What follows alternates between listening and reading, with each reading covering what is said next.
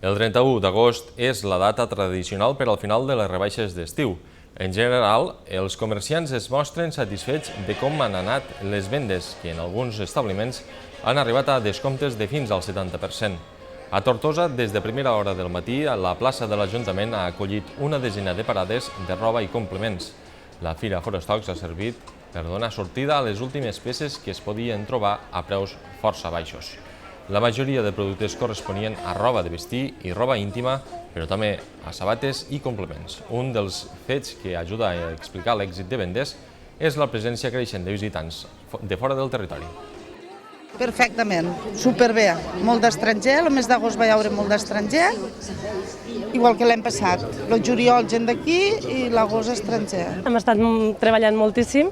Gràcies a Déu, Tortosa cada vegada és una ciutat que rebem més turisme, una de les potències és el Renaixement, i tot això ens ajuda que tinguéssim moltíssima més afluència de gent, de públic.